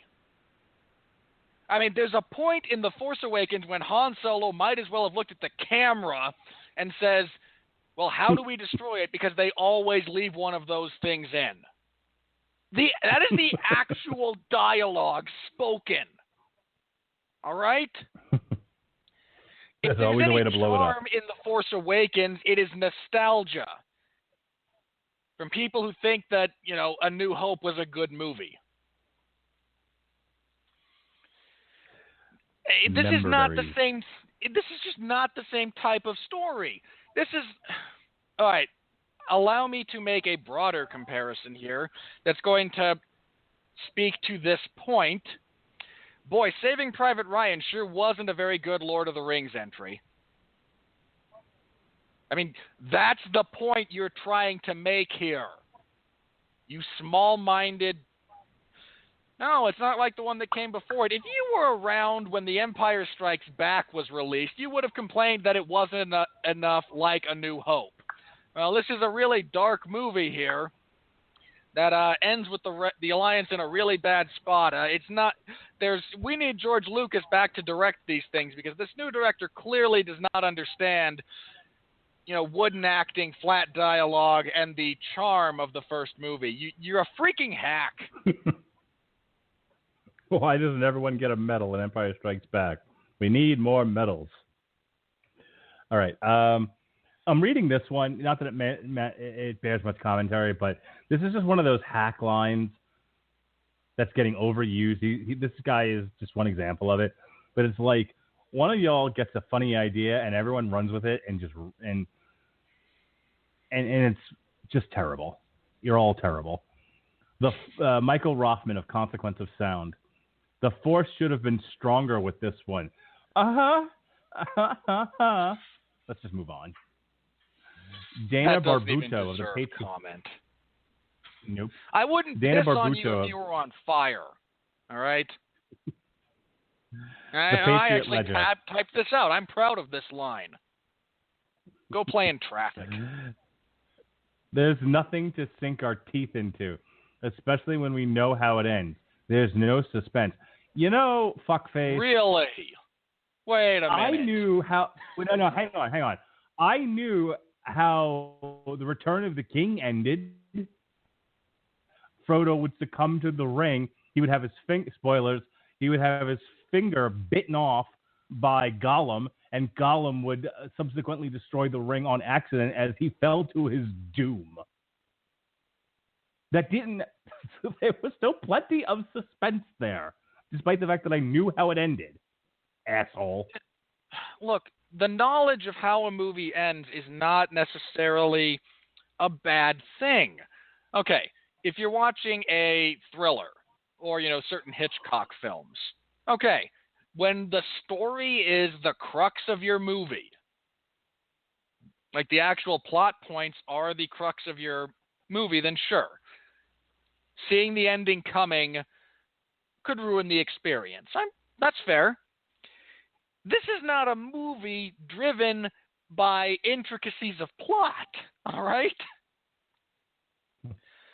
It's knowing how it ends is not nearly as interesting as how you get there in this case. For some reason, you don't quite grasp that. Yeah, we all knew how Lord of the Rings ended because the books were written, before Mark was born. All right?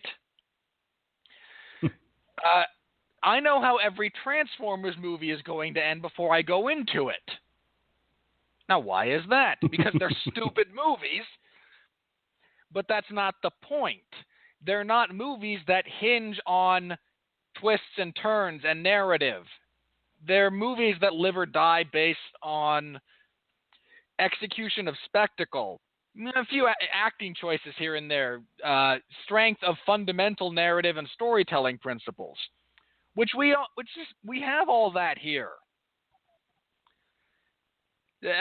Look, the issue is not do they succeed in getting the Death Star's plans removed. Yeah, sure, we all know they do. The issue is, oh crap, are they actually going to survive this attempt? That's where it's the execution and the journey to the destination that are more interesting in movies like this, and that's broadly true. Movie's called Saving Private Ryan. I wonder if they succeed. All right, Vincent Mancini, a film drunk, does a brilliant job capturing the look and feel of Star Wars, but a footnote, and some of the creative choices are baffling. I'm not entirely. They made some of these creative choices.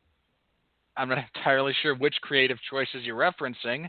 This seems like a talking point you pulled from, Critiques for Dummies, and didn't actually bother to look into which creative choices you're trying to critique. I mean, some of their creative choices were suspect. Yeah, which ones? You know what you can do? We're only reading a poor. I have zero faith. In fairness, we don't know. These aren't people who have demonstrated an ability to operate on this level. Therefore, I do not give them the benefit of the doubt. Okay.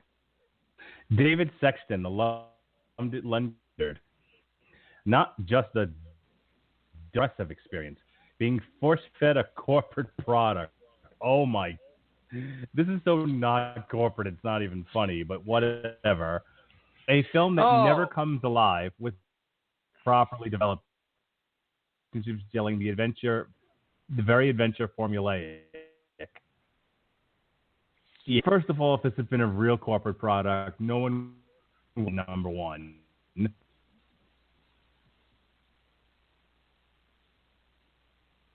That Go On was directed at you, Winfree. Yeah, look, again, this is not a corporate product. The heroes that we spend the entire movie getting to know, to the extent that we do, they all die. Well, Boy, no. that sure is that sure falls within the corporate movie-making model. You have a morally ambiguous soldier. You have a heroine who really wanted nothing to do, had no interest in it, and basically only went along because it got her out of the prison camp, and then it was Asien was going to murder her father to make the guy, and then at that point it was trying to stop the Death Star from being built, of honoring her, and honoring what's his hooey face.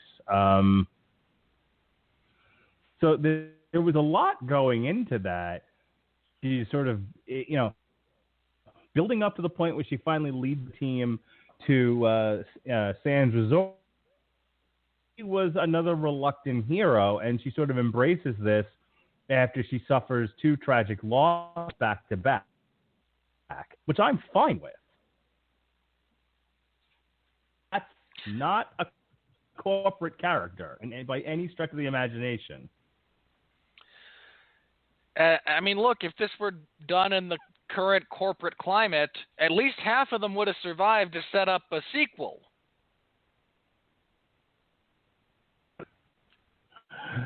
Where they would have hooked up with the Bothans and been the espionage group trying to get the Death Star plans prior to Return of the Jedi.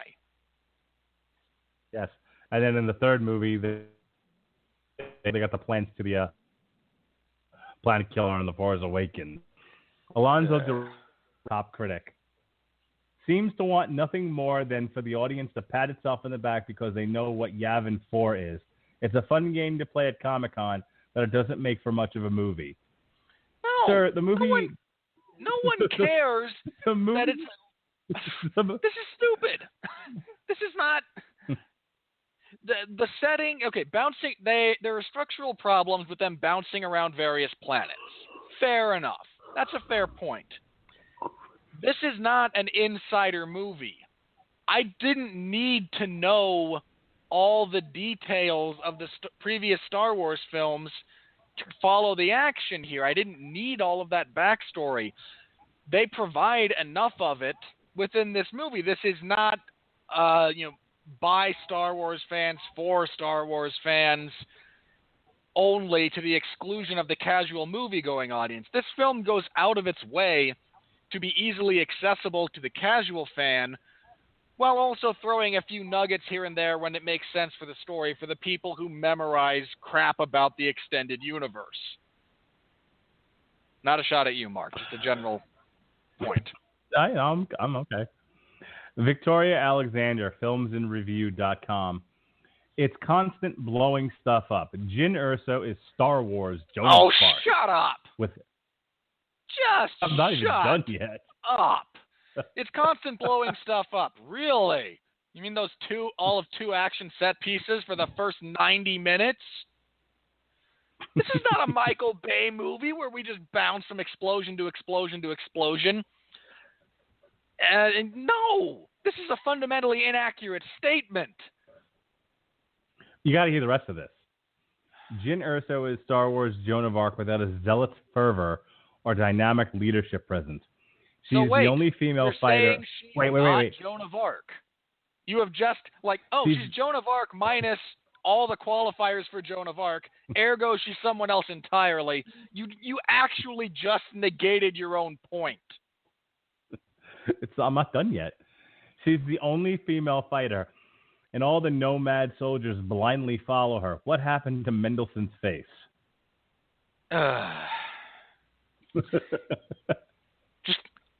That's so fundamentally flawed. They're not nomad fighters. All right? She does not rally the sand people like Lawrence of Tatooine. All right?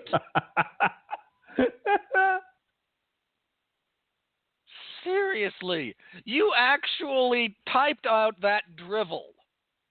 No, none of that is actually accurate. Well, all right, I got Joan three of more. Arc if Joan of Arc were, Catherine the Great. What the? That's just stupid. Okay, I've got three more here I want to read, and then we're done because a lot of this just starts to get repetitive. Tony Medley of the Tulican Times. These Star Wars movies are pretty much the same story each time nowadays. Oh, God. This one has new names for basically the same characters played by different actors. The same bad guys. How many times can they make the same movie and get people to pay?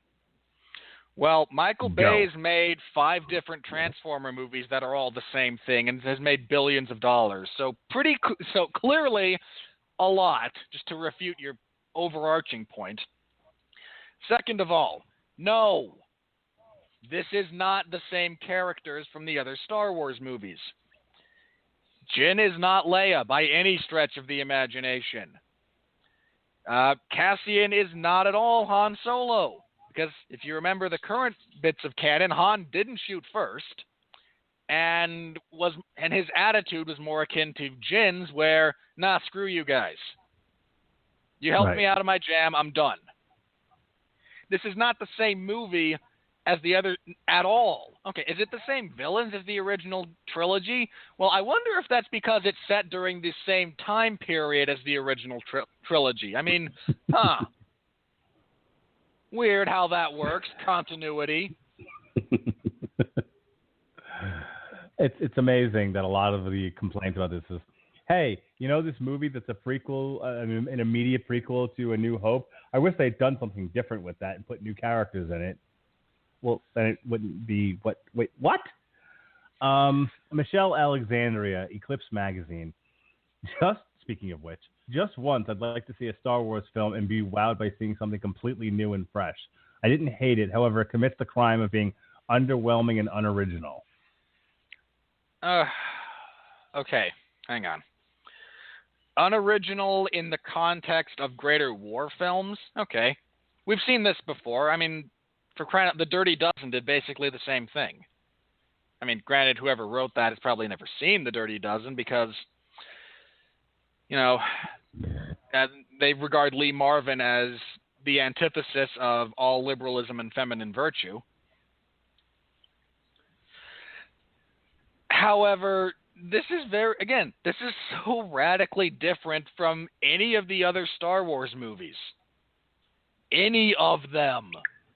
It's very much its own thing. I mean, unless what you mean by wanting something new and different is, I want it to be brighter, I want it to be dumbed down even more, and boy, it sure would be nice if the good guys could win without sacrifice or having to overcome adversity. Alternatively, and what I really want, personally, this is just me, to all you people who say, well, I'd like to see something different in the Star Wars universe, you might be able to convince Quentin Tarantino to do a Star Wars movie. I'm just throwing it out there. And no one will let him go see. Hey. All right. No, don't say that. It's Star Wars. They can draw up with anything. Or, Eli Roth could probably do something. They need to get something different. Yeah. Star Wars brought to you by Paul Thomas Anderson. All right. I was going to read this one by Amy Nicholson, but she's just whining about member berries. And I feel like we pick on this woman every time we do one of these. So I'm going to read this guy instead. If she didn't suck at her job, maybe we wouldn't have to. Just a thought. She's also terrible on movie fights, but that's beside the point. Stephen D. Gradanis of National Catholic Register. And this is our final comment of the night. In previous Star Wars movies, one side wore black hats and the other wore white. Here, that's not the case. For some, that is a selling point. For me, it's close to a deal breaker. Huh. You'd think a Catholic would get behind characters who are dealing with guilt a little more readily. Yeah, of course it's a selling point. Not every Star Wars movie is going to be, hey, good guys, hey, bad guys. This is not about the grand scheme of the rebellion and that conflict. This is about the minutia. This is about the details and the people in this one instance. Not everyone is Luke Skywalker. Not everyone's even Han Solo, who just leaves and gets to get the heroic return. He should have just been there with them from the beginning. He actually says that to Chewie. I know what I'm doing. He just sat back at distance and watched as everything went to hell for that group of fighter pilots and then said, okay, now. But look at them, Chewie. They're all just dying like dummies. Shut up. I know what I'm doing. So we're dealing with actual characters, at least as close to characters as we get in Star Wars.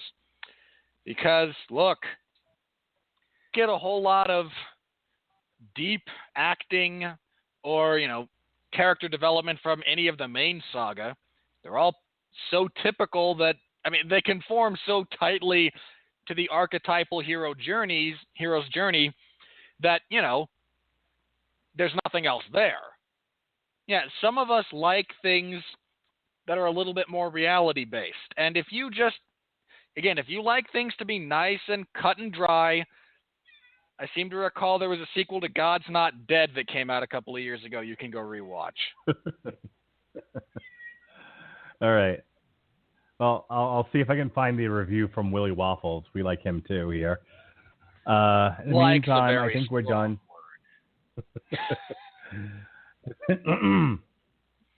All right, so that's our show. I think we're done here. Tomorrow on the Metal Hammer of Doom, our second to last show of the year. Excuse me. It's We Wish You a Metal Christmas. We're going to play a variety of metal Christmas songs.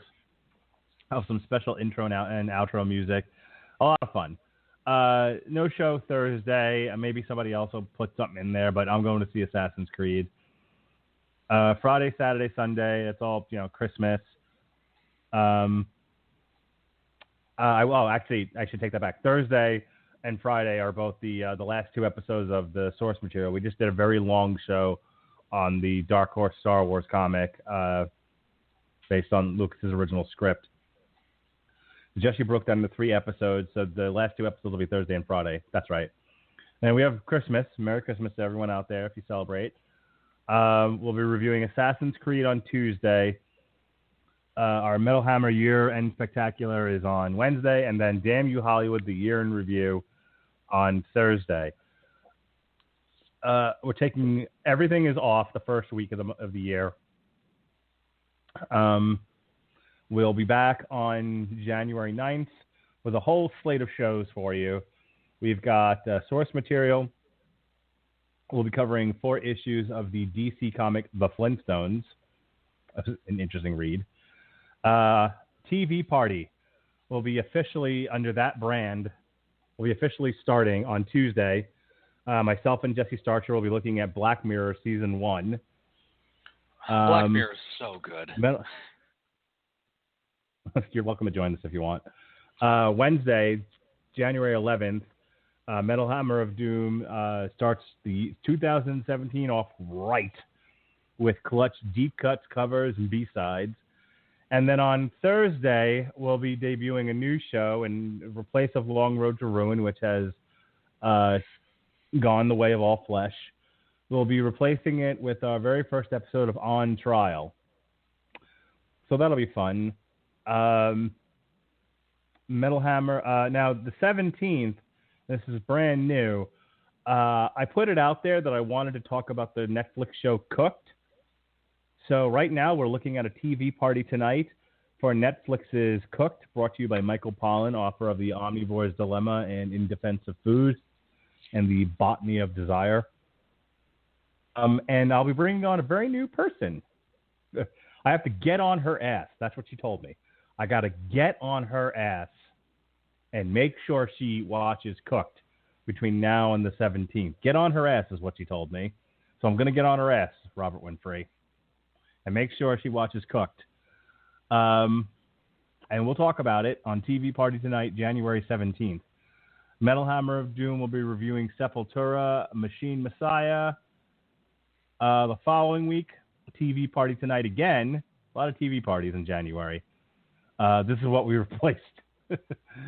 As Damn You Hollywood goes on hiatus for 2 months, we're going to fill it up with TV parties.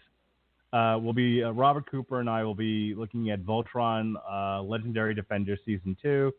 Metal Hammer of Doom will be reviewing the new Firewind, and it's going to be my turn on Thursday, January 26th, the second episode of On Trial, Inception. I've never seen it. My brother-in-law has been asking me for like 7-8 years now to watch this movie. Mark, this seemed like make sure you have enough time to watch it twice. Okay. It's a really tremendous. It's a tremendous movie. I make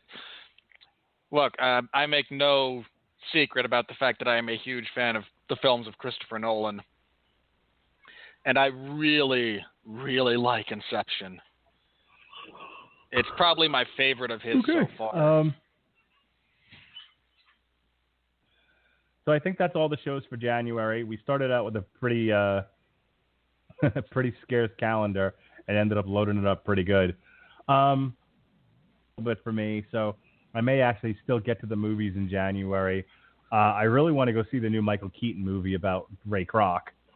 I know, that looks interesting. Yeah, maybe he'll get his Oscar that he was robbed of.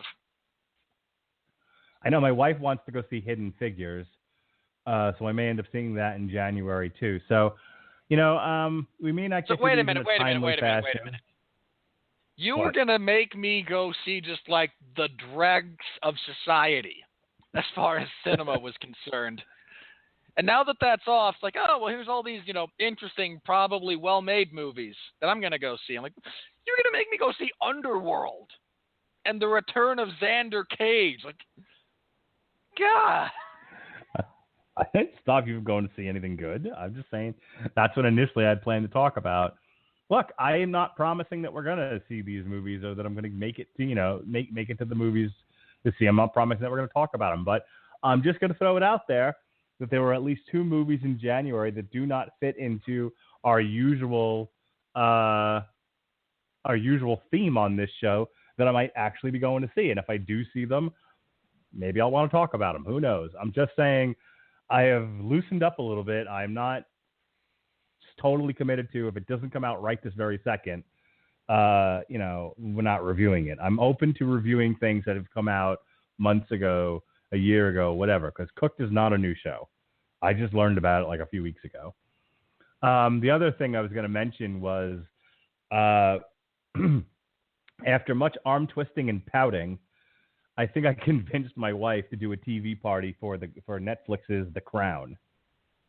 So I know she's into it. I got to start watching it, and we might plug that in on the 31st. We'll see. It's a little difficult with her, but she initially said no, and I told her that's okay. I found other women to do these shows with who want to spend time with me. That's not true. I only said that after she already agreed. But she did come around. She said, "You know what? I'm being shy and self-conscious. I think it'll be fun to talk about it." So we'll see. We'll see if we can get The Crown on the schedule. So that's it. That's the last part of December and the first part of January for right now. We'll start filling in the calendar as time goes on here. And I will throw it to you to finish up your plugs, sir. All right, last Sunday on the 411 Ground and Pound radio show, myself, Jeff Harris, and Pat Mullen, who decided that this was an event he wanted to talk about, we reviewed UFC on Fox 22, the further death of Dana White's, Aryan dream. I don't know how else to phrase that. Which was Michelle Waterson defeating Paige Van Zandt, Uriah Faber's final fight, Mickey Gall choking out Sage Northcutt. Those are the big 3. And the rest of that card. We also previewed UFC 207 because UFC 207 will happen on the 30th. It's a Friday. And next Sunday is actual Christmas, December 25th. And we weren't having a show on Christmas, so we got that out of the way. The next Ground and Pound show will be on the 1st of January as we review 207, and I believe we will be previewing... Let me double check the timing on that. 30th. Bring in my calendar. So the 1st... Be reviewing that. Why is that on the son of a... No, we will only be reviewing after that. Then on the 8th, we will probably be previewing Rodriguez versus Penn, because for some reason it's a Sunday night card. What makes them think this is a good idea? These things happen on Saturday for a reason. It's not even overseas. It's in Phoenix. Ugh. All right. I'll yell about that later. As for me, you can find me in this week's edition of Fact or Fiction in the MMA Zone of 411mania.com. And tomorrow at some point during the day, I have committed to sitting down and writing a historical retrospective on the career of Uriah Faber. So I get to do that Wednesday. It should be up Thursday or Friday, also in the MMA Zone of 411mania.com. Hopefully I'm not too rusty. And that's it for me. Thank you all for listening, for tuning in, for dealing with Mark and I pitching movies to no one. We'll be back next week to talk about Michael Fassbender, who I happen to like, and Assassin's Creed, which I don't think I will. It's currently got like 23% on Rotten Tomatoes. It's just, and we're going to wind up talking about the poor adaptations of video games into film by people who just don't quite understand the properties and how to make that transition. Of the 3 movies that come out this weekend, it's actually the one I'm the least interested in. Both Passengers and Sing look more interesting to me as a consumer. Passengers got really bad reviews too. I am aware of that. And you know what? It's one of those instances where I might not like it from an analytical perspective, but there's enough kind of in that movie to get me interested, and I might enjoy it just as a fan, which is not an indicator of quality. I'm not a huge fan of Jennifer Lawrence. All right. Are we ready? Can I hit the music? Sing, which is going to, it's not going to unseat Rogue One, but it's going to do quite well. Again, it may make top 10 before the end of the year. You never know. All right. I'm going to say be well, be safe, and behave. Be well, be safe, and behave. Robert, sign off. Yeah. Have a Merry Christmas. Happy holidays. Everybody be safe out there. And as Mark said, continue to be well, be safe, and behave. We'll see you next week.